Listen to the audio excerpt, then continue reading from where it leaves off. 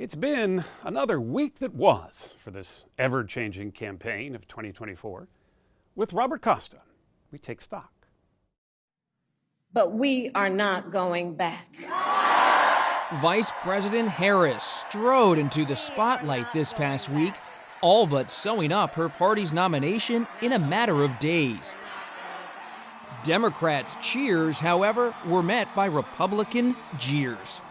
They were explaining to me, you can say Kamala, you can say Kamala. I said, don't worry about it. It doesn't matter what I say. I couldn't care less. If I mispronounce it or not, I couldn't care less. So many questions linger. Will former President Trump debate Harris? And who will Harris choose as her running mate? But this is also a deeply personal moment for the man no longer on the ticket.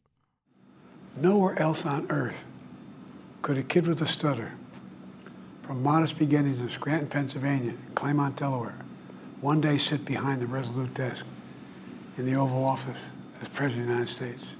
But here I am. What has been the impact of President Biden's decision on you, not as a senator, but as a friend? It's been hard.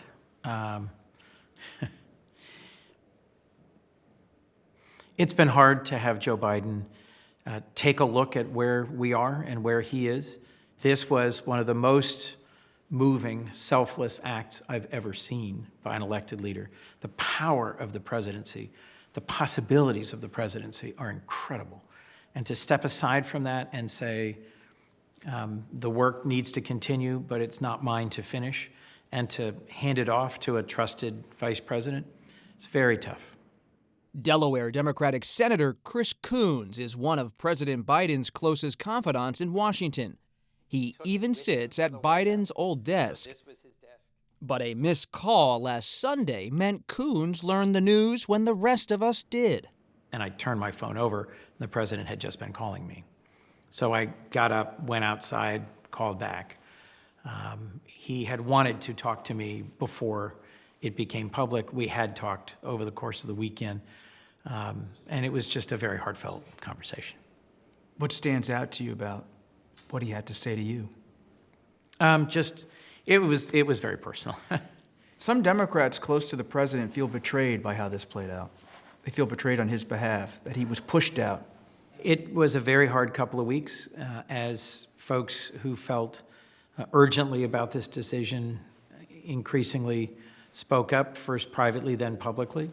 And in the last conversation we had of the co-chairs of the campaign, and in some conversations with fellow senators who, like me, were deeply committed to continuing this campaign with Joe Biden as our nominee, were quite angry and hurt. He said he wanted a second term. Really wanted a second term. He made that very clear. And there are many of us who were very excited about the prospect of another term.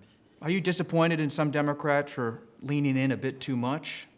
I think at this point, my emotion is just gratitude to Joe Biden for his service and for the selfless way in which he made a decision that I think is in the best interest of the country.